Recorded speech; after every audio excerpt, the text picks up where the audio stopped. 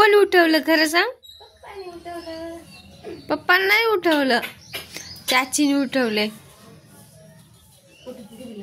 स्वागत आहे सगळ्या ताईंचं आजच्या एका नवीन व्लॉग मध्ये. मी सोनाली तुमचं अगदी मनापासून स्वागत करते. घरात एवढा पसारा पडला होता कारण की सासूबाई घरी नव्हत्या, म्हणून आमचा ना मनमोकळेपणाचा कारभार सुरू झाला होता. सकाळीही आम्ही थोडस वेळानच उठलो होतो. गाणं म्हण पटकन. लय छान म्हणत होती. हा, चहा पिता पिता घेऊ, पण असं एकदा म्हणून दाखव. आता तर म्हणत होती बेदर्द थी जिंदगी बेदर्द है. लय छान छान गाणी म्हणते माझी जाऊबाई. एकदम असं वाटते जस काय तीच म्हटली असेल रिअल मध्ये. म्हण ना बेन.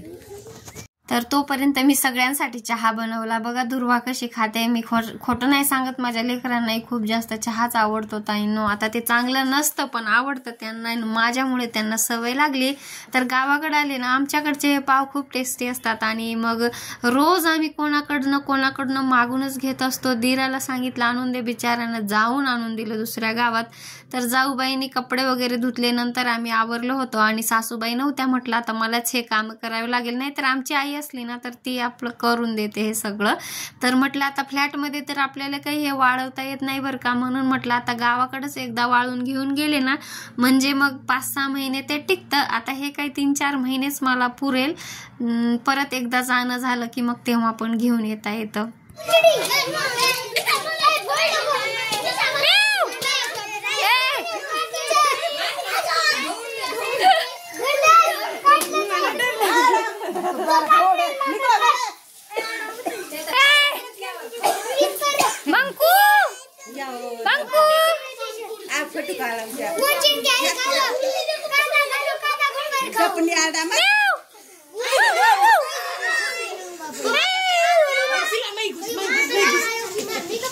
तर माझं अचानक कोल्हापूरला जायचं ठरलं आणि म्हटलं गावदेवीचं दर्शन करावं. तर कसं आहे ना, माझं जाणंच होत नाही आणि मी कोल्हापूरला येते ना तेव्हा माझी दुर्वा रडते खूप, आणि असं रडले की ते बाहेरच काहीतरी असतं. मी कॉल करून विचारते, मग ते असं सांगतात की तुम्ही पाय पडा असं. तर मी म्हटलं आता जायच्या आधी मी हे करूनच जाणार.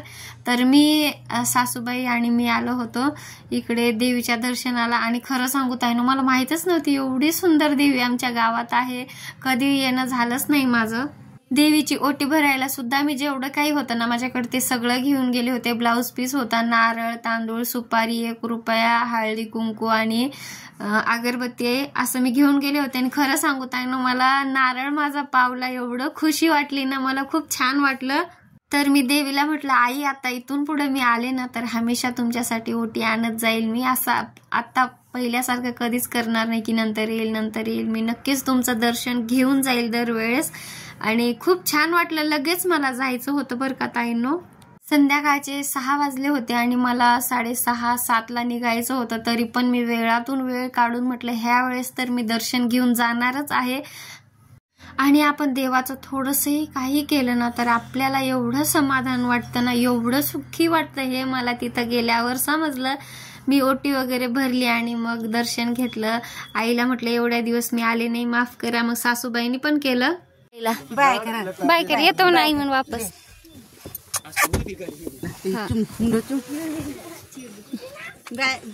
चलो बेस, तिला परेशान नको करू.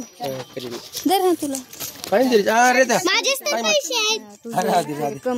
7:30 वाजले होते. अंधारही झाला होता आणि लगेच मला निघायचं होतं. देवीच्या मंदिरातून येऊन कपडे चेंज केले आणि पटकन गाडीत सगळा पसारा घेऊन बसले. तर बीड पर्यंत सोडायला माझे दीर आणि हे गाडी घेऊन आले होते. नंतर तिथून पुढे आम्ही आमच्या स्लीपर मध्ये बसलो ट्रॅव्हल्स मध्ये आणि डायरेक्ट आम्ही उठलो कोल्हापूरला. तर दुर्वा बघू शकता खूप रडत होती. ती गाडीत माहीला सोडून आलो म्हणून माही आली नाही आमच्या सोबत. तिला राहायचं होता. नंदेची मुलगी आहे ना गावाकडे, तिच्यामुळे ती काही आलीच नाही. खूप मी तिला म्हटलं चल चल दुर्वा राहणार नाही, पण नाही आली. ती आता लेकरांचं कसं, आणि म्हटलं चला असू द्या 8-10 दिवस राहील आणि दिवाळी झाल्यावर येईन. तशी गावाकडेच दिवाळीची मज्जा असते खरी. मग पोहोचलो नाही. चला चला तर मग ऑटोने आलो आम्ही आणि सकाळचे वाजले होते 6:30. चहा बी प्यायचा होता, दूध वगैरे काही नव्हतं. जाताना आम्ही फक्त 2च बॅग घेऊन गेलो होतो आणि येताना आमच्याकडे जवळपास 4 ते 5 बॅग होत्या बघा. हे तर धान्य वगैरे काहीच आणायला नको म्हणत होते, पण मी फोर्स केला कारण की एक दिवस परेशानी होईल पण आपल्याला 5-6 महिने टेन्शन नसतं. तर कसला अवतार झाला होता माझा ताईनो बघू शकता. तर व्लॉग आवडल्यास लाईक करा, सबस्क्राईब करा आणि कमेंटमध्ये सांगा कसा वाटला व्हिडिओ. भेटूया पुढच्या व्लॉगमध्ये. Bye bye.